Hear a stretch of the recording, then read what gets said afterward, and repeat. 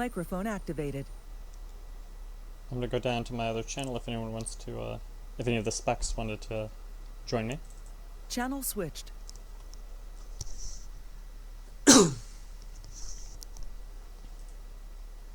Alright, so here we are in another 6 vs 6 IH match of Star Battle X. And here we are seeing double Leviathan, double Colossus, BC Frigate versus Colossus, Leviathan, Dread, Frig, OA. And so, no support, just right off the bat, like even before we look at what each individual ship got. What we saw the last few games was that Double Leviathan was doing very well in a few IH matches, but then Double Leviathan got shut down by KKL, by Colossus Leviathan.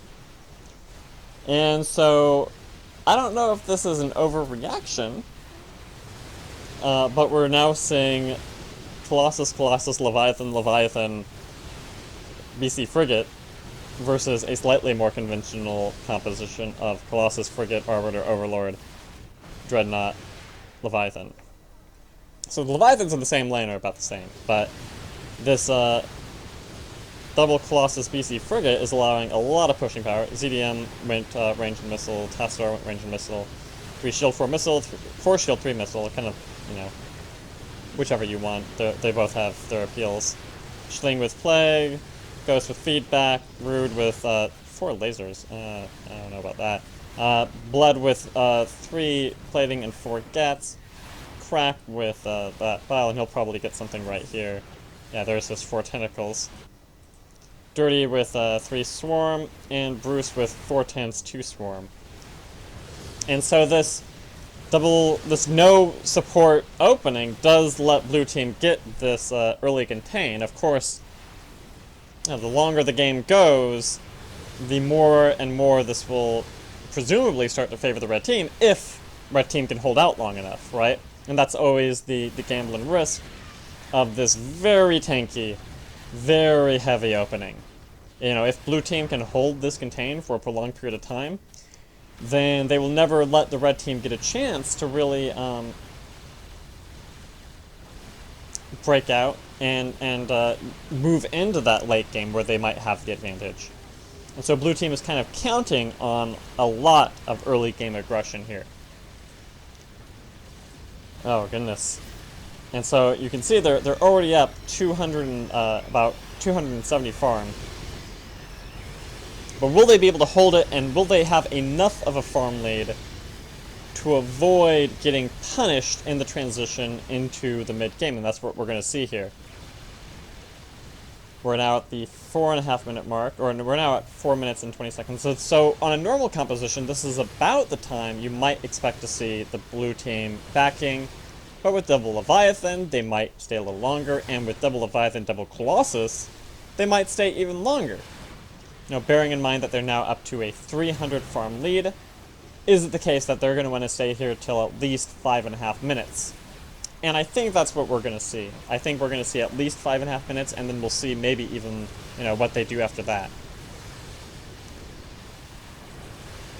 And so the problem with red team is that they didn't really get enough farm to get any, you know, anything really big to come out after them with. You know, they can get the plagues off, and they really want to get these plagues in the Colossus and on the BCs. You know, the BC does not yet have regeneration to really force them to eventually go back. You know, the longer now that the blue team stays here, the greater risk they're in, because they've lost so much hull damage from the plagues. And so, yeah, now getting pushed back a little bit on the left side, but they're still coming back in for more. They still want even more farm. And now they're drifting up to a 400 farm advantage. You know, and the red team, you know, is struggling to keep their health bars up as well. Of course, they can get back here, they can get some regeneration. They don't have to stay out here as aggressively as the blue team does. But this is where we're going to see something really big happen. Bled coming in, you know, he's willing to push out at so little life, just 2,000 life, because he knows there's no mukes here, right? The only danger is danger, right? With the 3 missiles on him and the 4 missiles on ColonelPanic.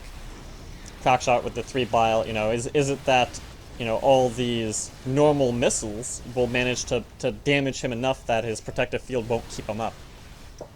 Now the blue team, at 7 minutes, is doing most of their first back, but even now CRAKSHOTT is staying behind, staying actually with the Tempests that have pushed all the way down, and even Danger is staying here at this point.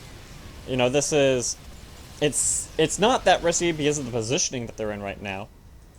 Dirty, you know, trying to get some farm, trying to even things up as best they can, but, you know, down 450 farm at 7.5 minutes is not where you want to be in almost any situation, you know. Even if you got a little bit contained, you don't want to be contained that hard for that long.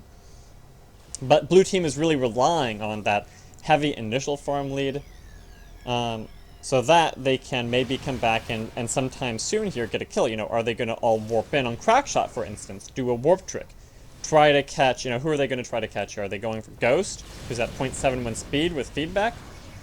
Are they even going to go for Bled?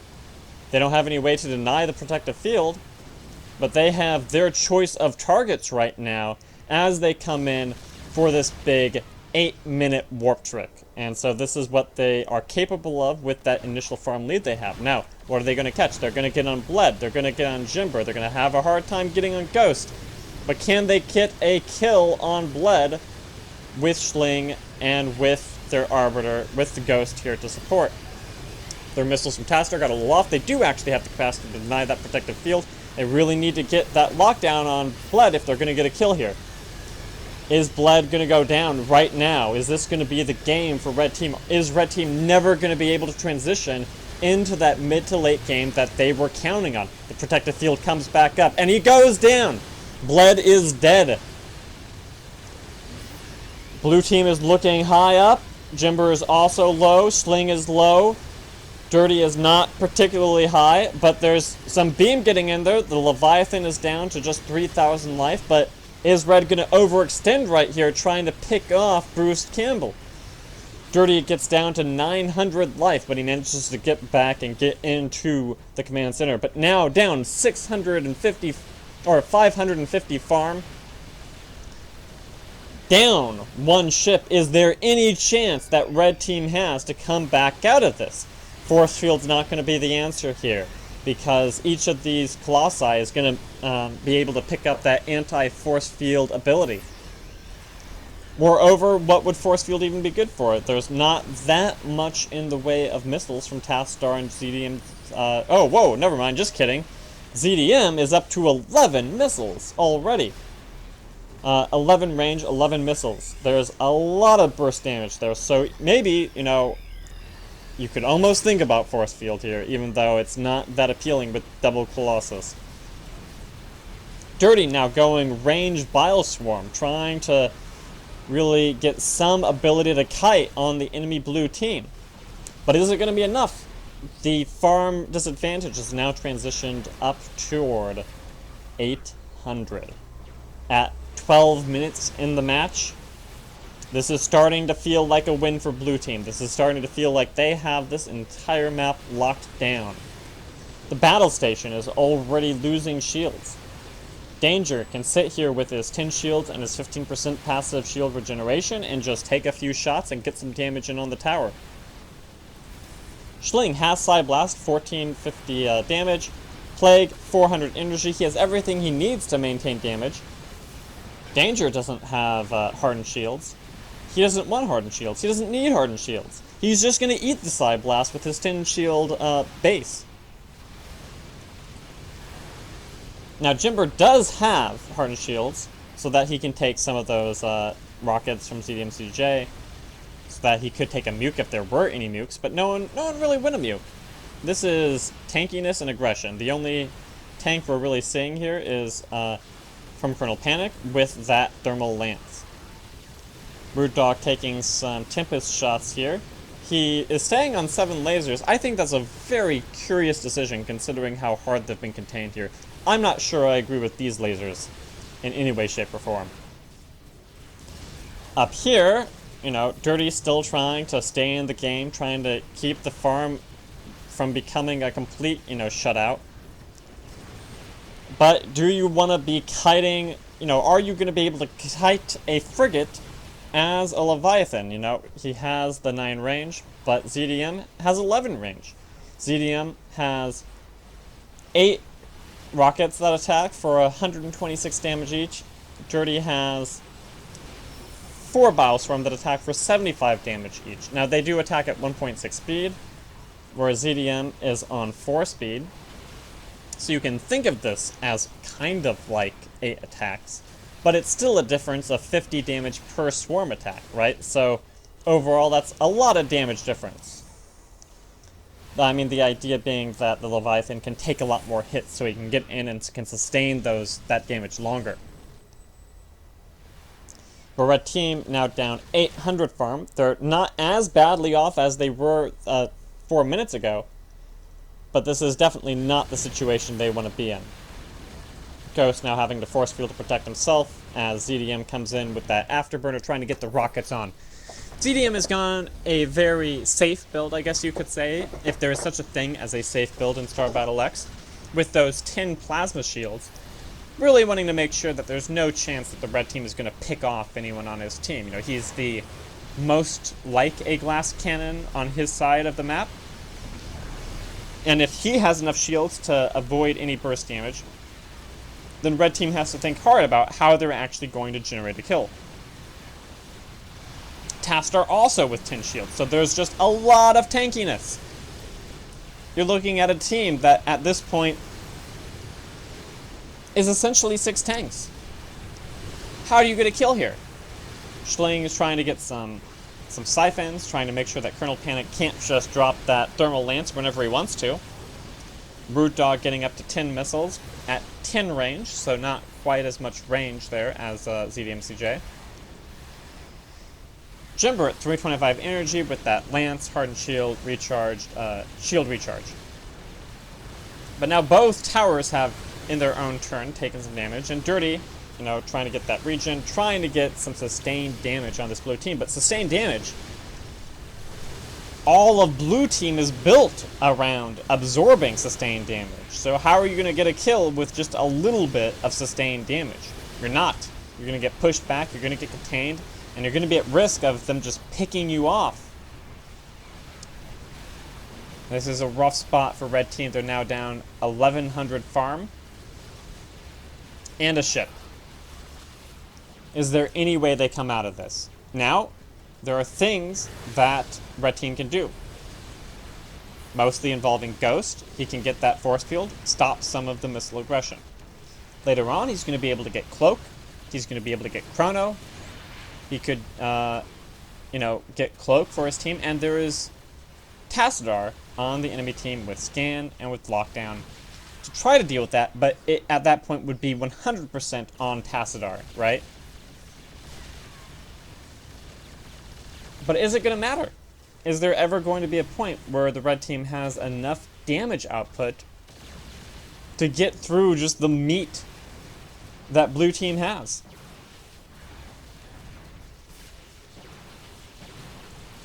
Difference of, you know, blue team maintaining that lead of 1,100 farm.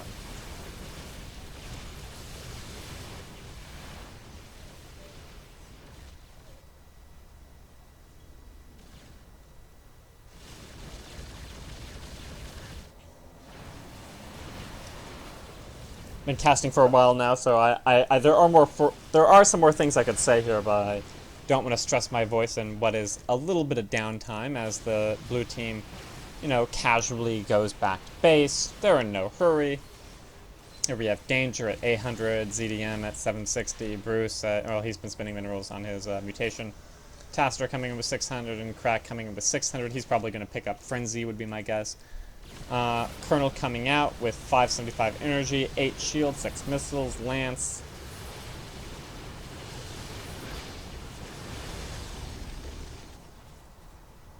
And red team wants to evenize the farm. They're now only down 1,000 farms, so they're not in as deep a hole as they were just a few minutes ago.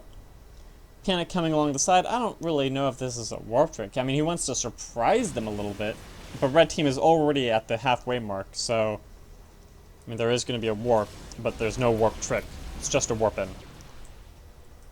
Now, on the other hand, if they can surprise Dirty enough to pick him off, that would be nice. But you can't really count on him at this point, yeah? Especially not with the Arbiter here.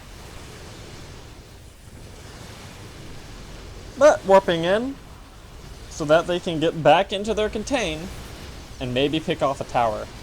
Maybe a kill, but probably a tower here.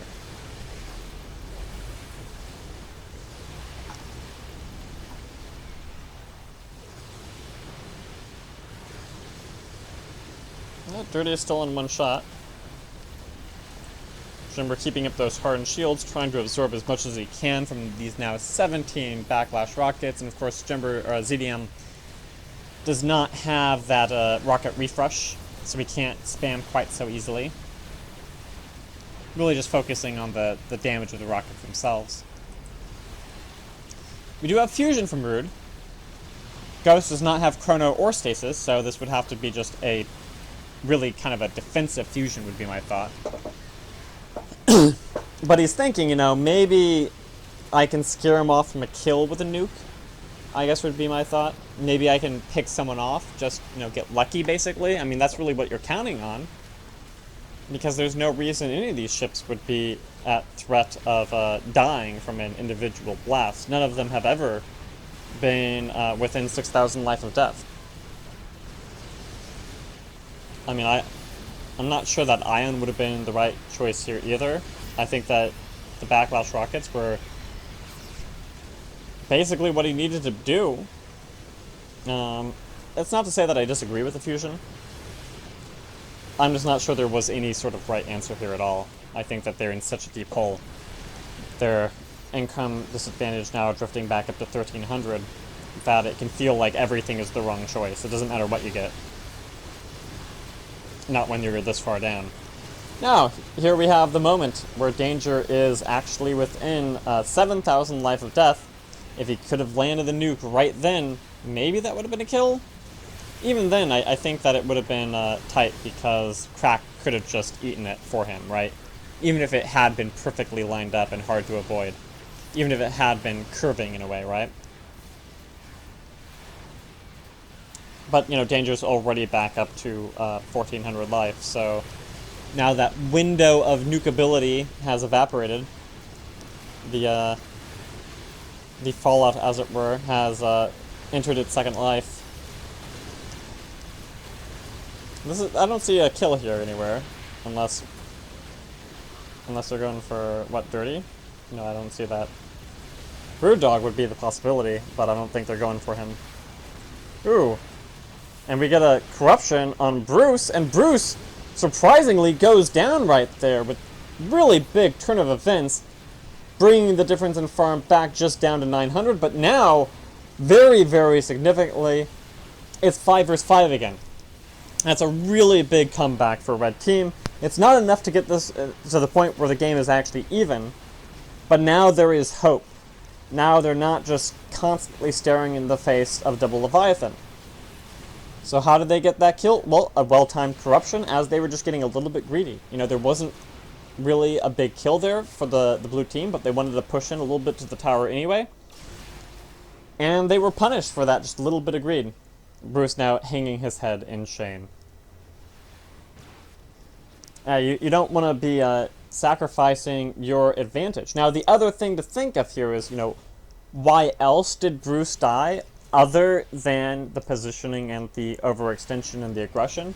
Well, it's because they don't have any support on their team, so they're having a hard time transitioning this massive farm advantage into towers dying, into additional kills. You know, every time they want to go in for a kill, well, Ghost is going to drop a force field. Ghost is going to drop a feedback that's going to make it hard for them to turn this aggression into actual kills. Every time they're just staying there and farming, they're getting hit by plagues. And so that's the idea of the Red Team, is that they do try to transition into this mid to late game where things can actually happen in their favor. You know, now Shling has gotten his Swarm Command, and right now it's not going to make a huge difference. But once you get in, you know, if they can make this game go even longer, if we can get into the 1 hour mark, then that Swarm Command can become really frustrating to deal with for the blue team. Now, we're a ways away from that. They're not afraid of Swarm Command right now. But they need to make something happen if they're going to take advantage of the advantage they already have, right? I mean, if they want to transition the advantage into a win, they need to make something happen. They either need to kill another ship, or they want to drop a tower. Simply holding even a 1,000 farm lead, when you have no support, becomes increasingly dangerous, especially now that that second Leviathan has died, making it harder to drop that Corruption Frenzy, right? You know, Dirty with his corruption. You know, Dirty's corruption, that's the play of the game right there. Getting that kill on Bruce. Dirty right now, I mean, he's not carrying the red team. You know, it's Dirty with his support. But it is making a big, big difference. Colonel here dropping both his ultimate and Guardian Shield. That's why there was that double bubble there. Double bubble trouble. Really letting the red team know that there's no way they're ever going to kill him. Of course, now his invulnerability shield is down for the next 2.5 minutes. So if he was going to die, it would be right now, but I don't see that happening. But then again, I didn't see brucecambell dying either. Even so, the blue team holding this 1,000 farm lead, it's going to make it really, this is still not a safe place for red team, even with support, even with their OV. How far can they really go out? How far can they push out before they're at risk of ZDMCJ or someone else coming in and dropping a 4,000 damage buke on them? What the hell? Wow, danger goes down. The Sky Fury comes out, and he just gets a little bit greedy. In the meantime, where? I'm not doing my job. I'm failing my observer map awareness right now. I'm sorry about that, guys. How did Rudedawg go down? That's not the question I should be asking. That's the question you're asking that I should be answering. Wow. This game is, I need to keep my focus up. I thought this game was over. And that's exactly the problem that blue team is having, is that they thought this game was over. And they were getting a little bit greedy there. Now, they do still have a 900 farm lead. And so we have Overlord at this point, Arbiter, Colossus, Leviathan versus big fat Leviathan, BC, Frigate, Colossus. So they still have Tassadar. So it's not like, ooh, Dirty, where's the Arbiter? I was trying to find the Arbiter. This is the question that red team is asking too, is where's our Arbiter? Ghost now coming in and dropping a stasis on Crack, trying to break his momentum. But is he going to be able to save Jimber here? There's 1,300 life. Here comes a Muke. Here comes a Muke. Oh, he gets the shield regen off. 900 life. His shields are regenerating. He's getting shields from Ghost. But ZDM goes down instead. And suddenly, the farm is even. If they can't pick up Shling or Jimber right here, and this is not where blue team thought they were ever going to be in this match. Not after the advantage they had. Not after the lead they had. We're now looking at an even game. Or a mostly even game. A game, I would say, at this point, it still doesn't, it's still not a shutout. Ghost still here is going to have the capacity. It's not like Ghost is going to be able to come out and drop Cloak and make that kind of a GG. They still have Tassadar, they still have Lockdown, they still have Scan. But this is now 4 ships to 3 ships. That means that there's a much wider range of abilities on the part of red team. There's a lot different range of things that blue team needs to be dealing with, needs to be thinking of. And so this is about the time where I think back to that point where blue team really started to initially lock down its advantage, and that's when they dropped, a lot of minerals on 10 shields on both the Frigate and the BC. And so yeah, the BC is still alive, but the Frigate isn't. And in the meantime, they never managed to get a tower. They never managed to get another big kill. They did get a kill on Rudedawg, but that was a trade, not a clean kill. Actually, I'm not entirely sure what happened with Rudedawg. I can't say that. I might need to go back and watch the replay of this game and try to anticipate what happened a little bit more. It's a very fascinating game here. You know, CRAKSHOTT is still massively fat. He does have interception, so he can get in there. He can try to pick off one of these, either the Arbiter or the Overlord. But without Tassadar able to get in there and get some lockdowns off, without Colonel able to make sure that there's not going to be these force fields blocking all his bile, not that he has much in bile anyway. But Crack now has a hard time really going in, with all the abilities getting focused on him. And now Tassadar is getting taking some aggression by Dirty. Jimber coming in. Wow, what a game. It looked like it was over. But the late game oriented composition of Red Team managed to keep them in the game, keep their towers up, and prevent Blue Team from transitioning a massive lead into a game win. And now, if you look, Red Team is actually, for the moment, for the first time in 25 minutes, up on farm.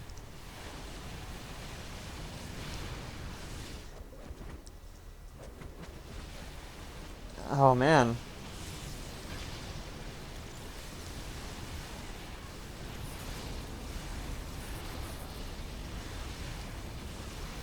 Now, what did Blue Team need to do differently? No, I partly disagree with those 10 early shields. You know, should there have been a little bit more focus into Yamato and Lockdown so that they could really start taking these towers? Maybe. It's not a massive investment to get those shields, right? I mean, getting enough shields that you're not going to be taking, you know, a stasis nuke or something like that. That could be really nice, but,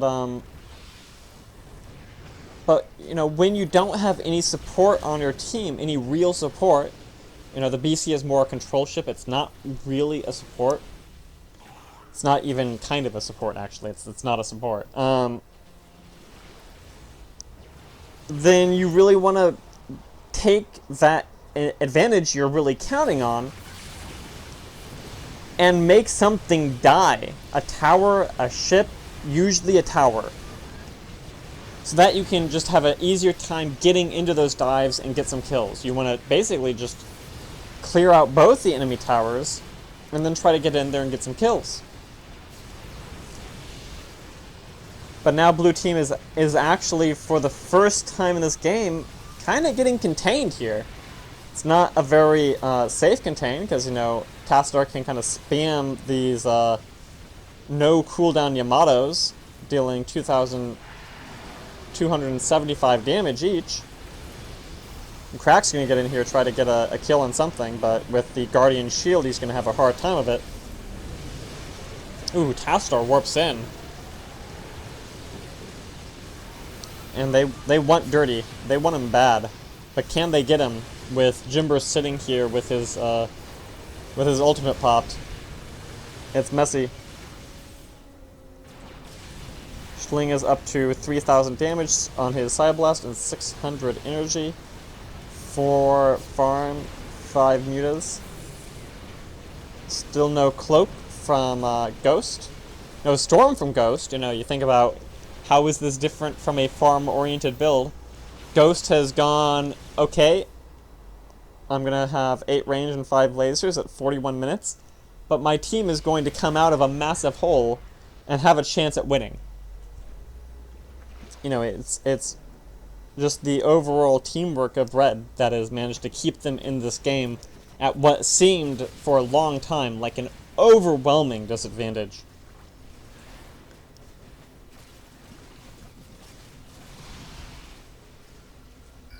But there is a lot of danger here. I mean, at 750 energy, he can drop a lot of Yamatos with pretty much no cooldown, right? I mean, it takes a while to get there. But it's there now, yeah? I mean, it has the 3-second cast time. But that's still... Ooh, we have a stasis on CRAKSHOTT. So CRAKSHOTT is now separated from Panic. He's separated from Tassadar, but is that going to be enough? Dirty is a little bit low here. He's at 5,000, but Panic actually is the one to go down. Can they get dirty right here, right now? Can they make this happen with a cloak from Ghost pushing back Tassadar? There's no way to make it happen, not with the cloak. And this is what I've been talking about. This is the danger of this composition, is that now they're counting on Tassadar to maintain lockdown on the Arbiter. And wow, what a game, guys. What an unexpected turnabout in this game. We had an over 1,000 farm lead from blue team.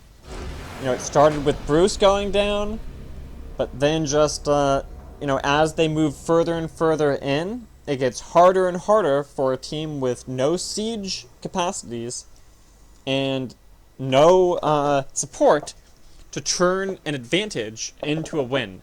And that's what we saw right here. And so I hope you guys enjoyed this video and learned something. I probably need to go back still and look at the replay and see what the hell happened with Rudedawg. But what a fascinating match.